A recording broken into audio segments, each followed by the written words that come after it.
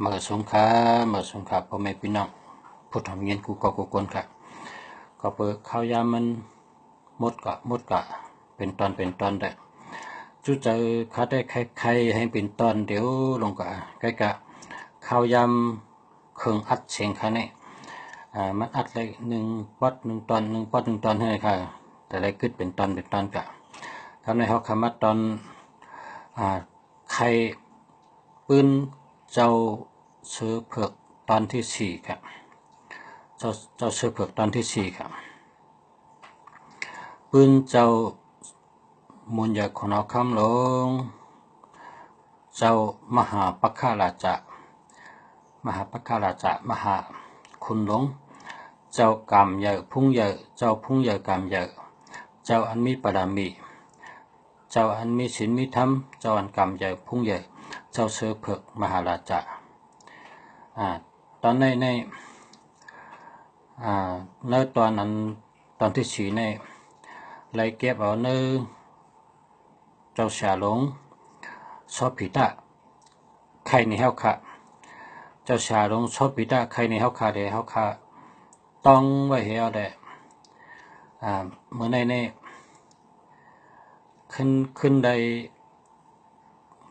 คุกจะอะไรใครจะถึงลูกหลานวันมื้อน่ะอาปุ่มใต้กูปอกลองปืนใต้กูปอกปืนเจ้าเสือเผือกมีใครในการกูปอกได้เป็นใครในพวกกันนั่นจ้องใครในการก้นเท่าก้นเก๋ใกล้กับเมื่อเร็วในกับปานวันเมืองเลือกลายแล้วเฮาขาก็เลยมาไข่ในเหตุเฮาเลยทำกันฮู้กันช่างว่าสุเจ้ายื่นเอาในก็สุเจ้าเอากับไข่ในลูกในร้านต่อกับตั้งหน้าก็เป็นว่าไม่สืบไม่ก้นสืบก้นกันเนาะปู่เฮ็ดมาอย่าเฮ็ดไว้ปู่เฮานายเฮาเฮ็ดไว้ใครมาเป็นปืนลองใต้เฮานับถือมาเจ้าเสือเผือกมหาราชาเจ้าคุณเสือเผือกเนี่ยมันตายเสือปอกเสือเผือกเนี่ยมันตายเสือปอกเสือเผือกในมีกุฏิเสือเผือกในมีกูหอยกูหลอยมีกูวานกูนามีกูเวงมันนั่งเจ้าเฮายำรัดว่าเป้อไต้อยู่ตาเสเฮ็ดก็ไต้อยู่ตาเสเฮ็ดก็เฮาคาตาเสพอเฮาคาไว้ตั้งหมอกยาเขาแตกเติงเก่ากุ่งเจ้าเนี่ยเขาเจ้าก็ยุกตัวยอคิงย่ามากำเดียวบินมากำเดียวฮอดมากำเดียวแค่พอค่ะไว้ตึงเอาในตัวปลิน3 กำในฮอดมากำเดียวโหลสังก็ย้อนได้โหลสังก็ลัดได้กำเดียวแค่นะให้เขาขาเหตุการณ์เหตุงานให้เขาขามักมีเหตุการณ์เฮเป้เปิ้นเหตุการณ์สังก็เฮอ่องแมงเหตุการณ์สังก็เฮเป้เปิ้นเหตุสังก็เฮตู้ตอนเหตุสังก็เฮเป้เปิ้นเนี่ยใกล้ไวใกล้ตึงมันตื่นได้การในเฮามาใครตอนเจ้าชาหลงชอบผีใครในเฮาคาเนี่ยเมื่อไต้เฮาตั้งเมืองอยู่ที่โหน้ำโคงนั่นเมืองเฮาก็เป็นเมืองเจ้าบนหยกของคำไต้เฮาเฮืองเปิ้งเสยขึ้นมาการในมนโกเขเขานั่นน่ะมัดตึกเขาเพราะเขเขามัดตึกเขาในไต้เฮาก็เจิญเป็นก้นใจเนี่ยปลาหอกปลาเลี้ยวปลากางปลากงออกครับตึกซึกกำในก้นเทาและผู้หญิงเขาเนี่ยโคเขาแตกเฮ็ดอดหมอกก็ไว้เจ้าเมืองน่ะก็ไว้เจ้าเมืองเจ้าเสือเผือกเงือกลางลายเจ้าปอคือไตเจ้าแม่คือไตที่เฮาขานับถือเมื่อเดี๋ยวในเขมัดตึกเขาขาเขในมายาเฮาขาเขมาป่นแปนเฮาขาเขมาเผาวันเผาเมืองเฮาขาแค่นต่อเจ้าเขายุกตัวยอคิงมาจ่อยใส่กำขาเพิ่นก็กะเอาหมอกยาเขาแตกแล้วก็กะไว้ที่เจ้าเมืองนึงที่เจ้าเมืองใต้นี่ก็เป็นให้ทางเสือไว้ปุ่มมาจนนั้นเจ้าเสียชอบปีกเจ้าเสียหลงเจ้าเสียชอบปีเฮาใครนี่นะไปเฮ็ดทางเสือไว้เฮก็เสือในเป็นเฮ็ดเสือลง12 ศอกตูง12 ศอกหาง12 ศอกมี24 ศอกเป็นเฮ็ดไว้ที่เจ้าเมืองเพราะว่าเขมาตึกนี่ก็เป็นเฮ็ดอดหมอกอดตองให้ก็คู่เขาแตกให้เป็นก็ไว้ พวกกะไว้พวกนี้ก็ เหงือกกลางลายนี่ก็ลุกเนื้อนำโค้งเหี่ยวออกมา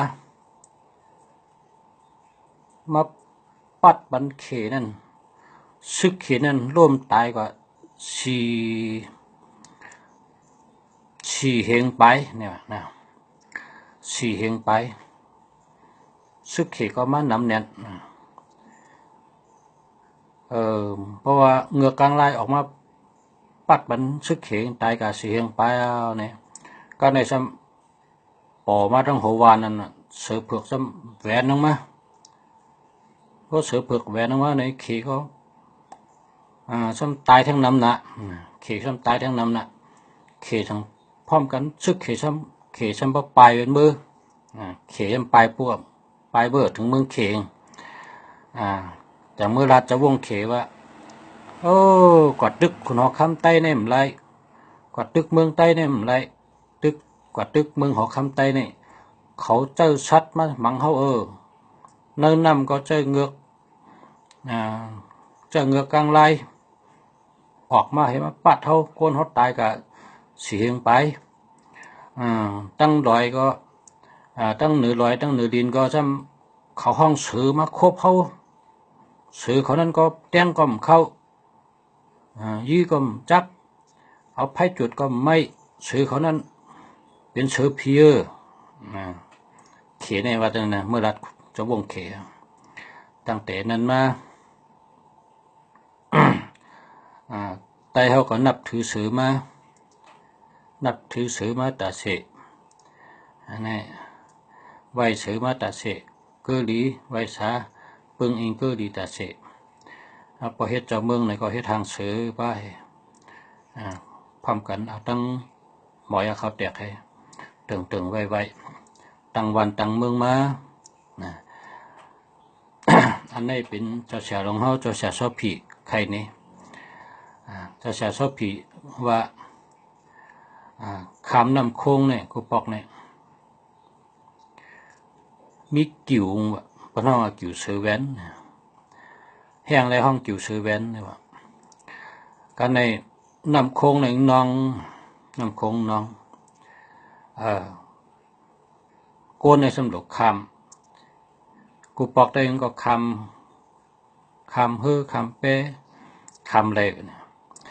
นี่ปอกในคือเขาเป้เขาจะนำลองไปโกนวานจังพร้อมกันว่าเขาขาหลุมเมื่อคืนขา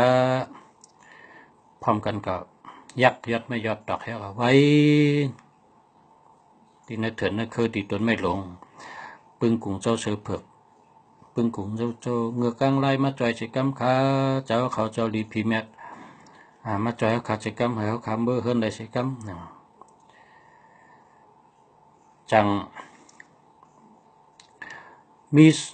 เสือลงตรงเนี่ยนี่เสือลงตรงลูกเอาผังโค้งตั้งใน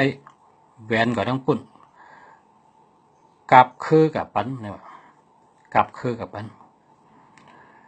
กับคือเหรอก็แหวนคำน้ำโค้งป่นกับเอาคือนั่นกับปันเอาเจือกนั่นกับปันให้เป็นกับมัดตั้งปุ่นให้มัดตั้งในกลใจนั่นพร้อมกันมาจอมเจือกนั่นมาถึงวันเลยหลอดเพกูเกาะอันนี้ก็จะใช้ลงชอบผีใครนี่วะถ้ามีปอกหนึ่งเขาเจ้าติคำนำก็ก้นบานก้นหน้าติคำนำก็ว่าเขาติกาลูกาตันเขาจำโลเฮ็ดโลเฮ็ดเป้กับพันไม่มาแต่ติเฮ็ดเป็นเขาตึกแทบไม่มาวางกันไว้การในจังป่อเป็นโคลงมาเป็นโคลงมาเขาก็ว่าเนี่ยคำกับจังเนี้ยมันเฮ็ดโคแคบหน่อยเนี่ยเอาโลตุ้มไม่ลงแล้วเนี่ยเขาพร้อมกันไต่คำกับแล้วว่าเฮ็ดโคเขาจังไต่คำป่นหมด เพิดแต่คำปนมาแล้วเนี่ยอาจจ้องว่าเป็นหลังเงือกกลางลายเนี่ยว่าเงือกกลางลายนั้นมาพูเหนือนำให้ก็กองหลังมันจึงต้นไม่ลงให้เขาก็พร้อมกันไต่ข้ามกับทั้งหมดเพื่อก้นไต่ข้ามกับหมดเนี่ยเพื่อเป็นลำด้วยจังก้อยงอกโค้งในก้นวันให้เขาขึ้นจมน้ำลงกะนะเพิ่นว่าเนี่ยนะไต่เขานับถือเสือเผือกเงือกกลางลายเสือเผือกเงือกกลางลายที่ไหนมาเนี่ย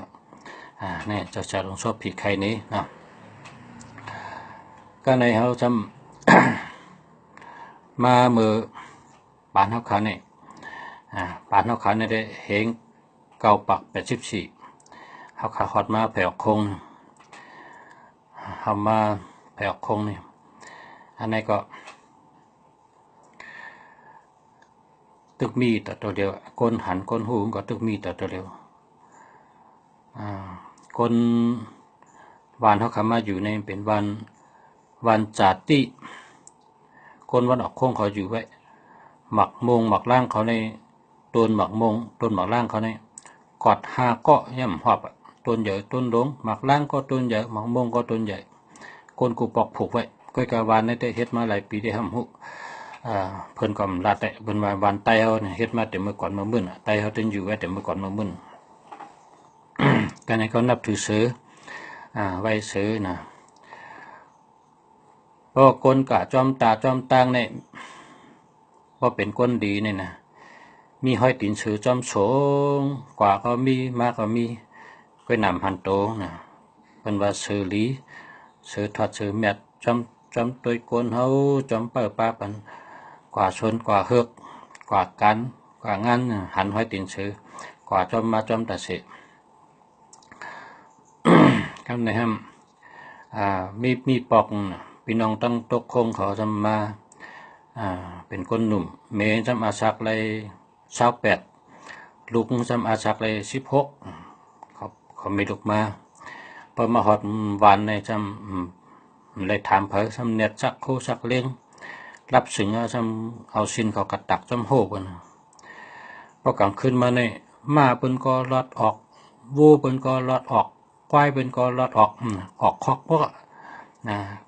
ควายก็ไปออกคอกวูก็ไปออกคอกมาก็ไปออกคอกนะก็ซื้อมาในวันจึงถ้วยใจมาโหดกว่ากูกิวกูกากูกิวกูเชียนกูเชียนจำเชียนตั้งให้ตินเสือว่าเด็บจำในวันเขาเป็นให้ตินเสือกับเชียงถ้วยใจมาโหดวัวกายก็แต่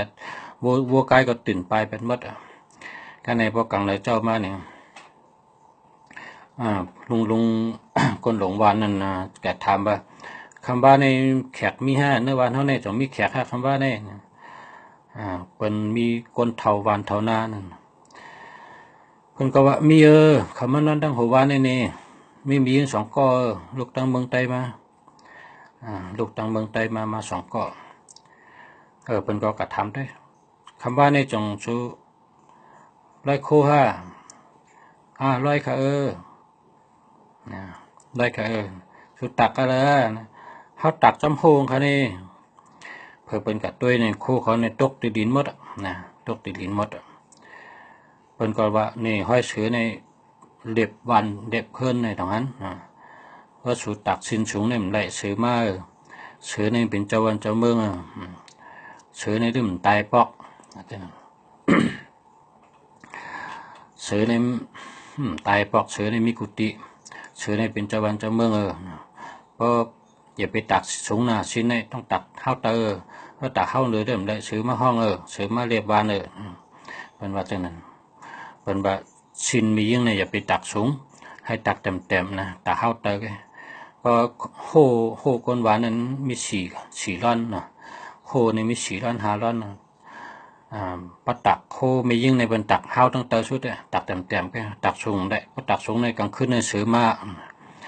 ซื้อในอยู่จอมไตเขาตัดเสเปิดวันเปิดเมืองเขาตัดเสก็ในเขามาด้วยเนื้อปานเขาขาเป็นก้นหนุ่มขึ้นมาเนี่ยกติของเมืองนึงเจ้าขอนเมืองเนี่ยนะเจ้าขอนเมืองได้ตึกมีตัวเดียวอายุ60 ปีนะ เขาขาก็เป็นภูมิเกจูอย่าลงเขาขาเขาขายำปึงหมปึงพุยยำปึงอิงอาโกมาอยู่จอมเจ้ามามันเจ้าในเมืองลูกปฏิมาสงจึงได้มาจูปอดตั้งออกคงเนี่ยพองกว่าตั้งเหลือในมีห้อยตินจอมมันเจ้าตาเสเคยนำหันโตให้ปอกพองเจ้ากวางเลยก็ห้อยตินเชื้อในกว่าจอมตาเสอันนั้นปังว่าเชื้อในเป็นเจ้าวันจอมเมืองจอมตุยนะจอมตุยเจ้าวันจอมตุยคนดีจอมทิ้งจอมเปิดป้าปันนะ กันในเจ้าชึกหลงจำเหมือนั่นนะแต่ในแต่เจ้าชึกหลงจำเหมือแทงตายกับมันเจ้าก็ว่าเมื่อเขาเฮ็ดชึกเมื่อเขาตึกหนุ่มนี่เขาหันเสือนี่นั่นใกล้หันหนาเพราะเขาตีกว่าตั้งเขาก็ยักยอดไม่ยอดตอกให้กับไว้เจ้าวันเจ้าเมืองไงเพราะเขากว่าจอมตั้งนี่นะเพราะปนหันเขานี่มีเสือเผือกกับจอมเขาเสือเผือกนี่กว่าตั้งเขาประมาณเขาตัวเขาเนี่ยก็บางปอกซึกเขามี12 กอไงประมาณตัวเขาเนี่ยก็ซึกเขามีเป็น7-80กวนเขานำน่ะกองเขาเป็นกองจักรกองหมอทากองดีหลายตะโค้งใหญ่น่ะเจ้าเสือเผือกเนี่ยเขาไว้เหตุการณ์เนี่ยดีน่ะเจ้าจำไว้เขาว่านั้นการเนี่ยเจ้าซึกเสือเย็นนะครับเจ้าซึกเสือเย็นเนี่ยเป็นคนจัดที่เมืองลางเป็นปริกอันเจ้าภาพเมืองกึ่งนะเจ้าเสือเย็นเนี่ยอันนี้กองเจ้านี่ก็เป็นคนดีนะเป็นคนดีเมื่อเขาหนุ่มเนี่ยนะเขาลูกเมืองกึ่งเนี่ยเมื่อดังวันยึงเมื่อถึงปางหลงเนี่ยนะมีเสือมือจอมเขานะมีเสือมือจอมเขาเสือในกว่าก็กาจอมมากก็มาจอมเฮียงเขานะเฮ็ดสังเขาเป็นเพหังกว่าก็กาจอมมากก็มาจอมคบก็คบเผยข้างก็ข้างต่อเผยกว่าจอมมาจอมรีอามจะนะแต่รู้เสือในตึ้มตายปอกนั่นเนอปุ่มก็วันนั้นนะในซึกปืนก็วันนั้น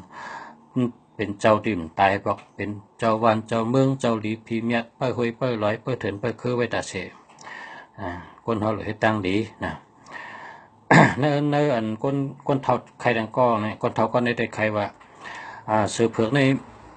นางตะละอ่องนะเสือเผือกในนางตะละอ่องมียาเท่าตายนะยาเท่าตายเจ้าเสือเผือกนี่ เจ้าเสือเผือกนี่กินยาเท่าตายก็เพราะฉะนั้นเนี่ยอยู่เคียงกับผ่าเท่าตายปอกนะเจ้าเสือเผือกเนี่ยกันใน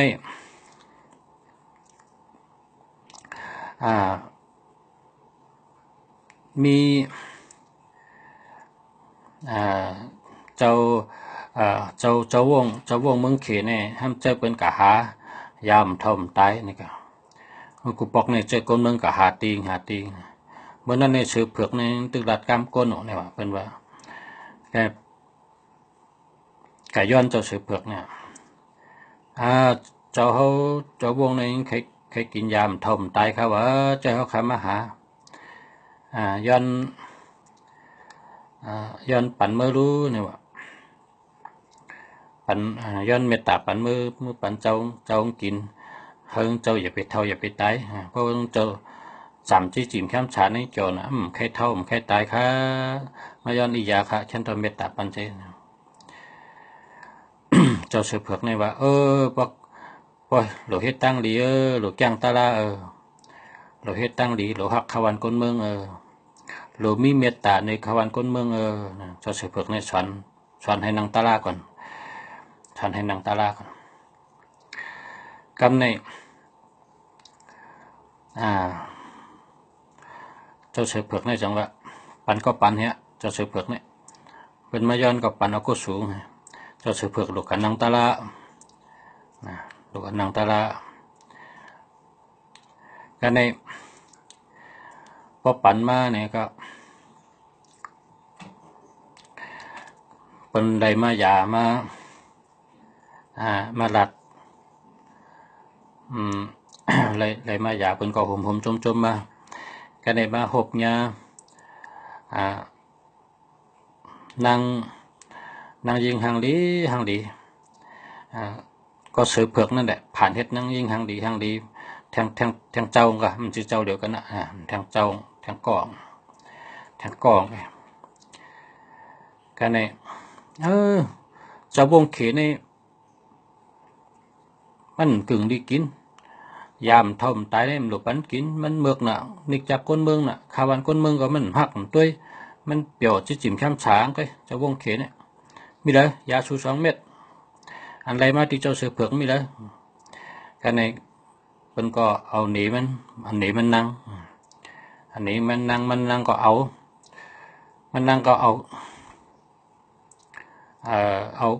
พอเอาก็เสือชบกินกันเดียวนะมึงว่าเจ้าวงเขนี่มันหักข้าวันก้นเมืองจำใจจิ้มข้ามช้างเนื้อหังเนื้อหอกมันตัวก้นเมืองไอ้ดูก้นเมืองมันเธอเขาเลยกินไงมันนั่งก็กินมันนั่งกินแล้วก็นั่งในเป็นไตเนาะนี่ก็ว่าสู้จนนี่กว่าตั้งแต่ก็กว่าละกว่าอยู่ตั้งแต่ก็กว่าละเขาเดทิ้งสู้เขาเดปันมีเพศทั้งสู้กับเตวันเตเมืองห้องพี่น้องสู้กับเตวันเตเมืองให้อยู่ตั้งวันตั้งเมืองหากินเลี้ยงต้องทั้งตีน่ะเป็นก็ว่าเพราะนั้นไม่นั่งทำติดกวางเลยเขาติไม่อยู่ในเรือนเนอะติไม่อยู่ในเรือนตั้งแต่นั้นมันตั้งแต่วันนั้นนางก็วินขึ้นมาอยู่ในเรือนบนวันเดินมา15 ค่ำพอมันนั่งขึ้นมาถึงในเรือนก็เรือนในแรงลงไว้นะเป็นไว้นางนั่นนะจังว่าคนเขาเนี่ยพร้อมกันไวเหลือนนางนั่นนางอันใดกินยามทอมตายอะไรมาติเจ้าเสือเผือกนั่นเจ้าเสือเผือกนี่ก็มันทอมตายปอกอะไรเป็นเจ้าอมตะกินยามทอมตายไว้นะ คือกำผาไว้นางอันมิติเหลือนนี่ก็เป็นกูกันตั้งเจ้าเสือเผือกทอมตายปอกแต่ว่าพอวันคือเหมื่อ15 ค่ำเนี่ยเหลือในแรงแรงดีน่ะเป็นว่านั่งยิงตี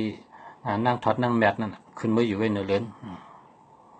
เพราะว่ามันเมื่ออยู่ในเรือนเนี่ยจะวงเขตเตเฮ็ดเพศต่อเขาน่ะเตลำคาลำพันเขาน่ะจะวงเขตในลำคาลำพันคนเมืองขาวันคนเมืองนะอย่างว่านั่นก็เป็นปืนอันหนึ่งนะกับไก่จอมเสือเผือกเสือเผือกเสือเผือกในมันเป็นอันดีนะมันเป็นอันดีมันเป็นเสือทอดเสือแมทมันเป็นเสือมีกรรมมีหมุนมีกุศลบารมีมีศีลมีธรรมนะมันจะเป็นพระอรองนะพระอรองดีวานเขาขากันอย่างนั้นนะดีวานเขาขานี่ก็เป็นว่าอย่าไปเฮ็ดพิษนะอย่าไปเฮ็ดพิษพอเฮ็ดพิษในซื้อห้องป้อมนั้นก็ซื้อมาเปิดว่าจังนั้น ซื้อนี่ปงมาในติพอ6 ค่ำกับวันติตกมาในมันห้องจำตับห้องจำลอยเสียงมาโหดพอเสียงซื้อห้องนี่ตัวนึกถึงนึกเคยในเย็นหมดนะซื้อห้องเมืองเย็นนี่นะตัวถึงตัวเคยเย็นหมดหัดตักเสียงนะคำนี้พอกลางคำมาบงขวานก็เสียงตัวเจ๋งมาโหดตรงขวานคนคัดพักตูเหมหัดลงเฮินคัดพักตูเหมหัดลงเฮินมีผาหัดลงเฮินเมืองเขาในเป็นนับถือเนี่ยพอโวหายกายหายพอผู้ลักมาลักใช่ไหมเพิ่นก็ตึงกุ้งเจ้าเสือเผือกเงือกกลางไหลเนี่ยเจ้าเสือเผือกเงือกกลางไหลจะวันจะเมืองแค่ตัวหันวนเป็นมาลักกันในเฮิงกว่าอย่าไปป่นเฮิงขึ้นดอดมาขึ้นใส่กำคา ผู้หลักบูหลักกายกันก็ขึ้นรถมาขึ้นนะแล้วก็ที่บ้านเขาเนี่ยมีปอกโจรมาโจร โจรมาโจรคนหลงว่ามาโจรก็โจรอ่ะเจ้าวันเจ้าเมืองเขาดีอยู่เขาตึ้นความไรเนี่ยเขาตึ้นความปนวันเขาแหละกำเขาแต่ยับเลยเขาหมดโจรสีหาก็ในเอามิ้วเอาโคเอาเลี้ยงเอาเงินเอาคำจะเผื่อเมืองแรงมาในคำจังกลางเลยมีในวันนะโจรหาก็ในมีในวันก็ว่าเจ้าวันเจ้าเมืองดีเนี่ยเขาขวางเหลิมเลยนะเขาขึ้นได้ยกมือไหวก้นหวานก้นนะชูเจ้าในมีเจ้าวันเจ้าเมืองดีนะนะเขาในเขามาจนชูในห้ำกาเลยไรก็ในเขาต้องปั่นชัวไว้อาชาเขานาอย่าไปเอาตายเขานาเขาเตรียมเฮ็ดจนทางให้ปอกเขาปั่นกติเสจ่าชูเจ้าเมืองเขาก็เป็นว่าเจ้าเมืองเจ้าเสือเผือกเจ้าเสือเผือกมันพุงใหญ่กำใหญ่นะคนวันคนนากะไว้ไรขึ้นเจ้าเมืองไรไว้พอมีโจรมาเนี่ยโจรนี่ก็ออกขึ้นได้ออกวันไรกำเดียวนะก็ไรกำเดียวนะก็ในนั้นปั่นตัวทั่วพวกขาดยังเจ้าน้อยอันโหคนหนุ่มใต้30 ปลายแล้วก็ตั้งมุกซุ่มหนุ่มชุกขันขึ้นมาเนี่ยอันนี้ก็เมื่อเขาขามาหลัดดองเจ้าอะไรหูจักเจ้าป้องเจ้าใบพญาเนี่ยนะป้องเจ้าใบพญาเนี่ยว่าใครยกมือใบพระเป็นเจ้าเมียดเตี้ยต่อเจ้าเมียดสังขารต่อเจ้าเมียดกันต่อพระเมียดกันต่อตะละเมียดกันต่อสังขารเมียดกันต่อกุ่งปอกกุ่งเมเจ้ากิจูกันต่อกุ่งสละสมาเจ้ากิจูชาสมากูเจ้าและก็ปึงกุ่งเจ้าเสือเผือกเงือกลางไรปึงกุ่งเจ้าเสือเผือกเงือกลางไร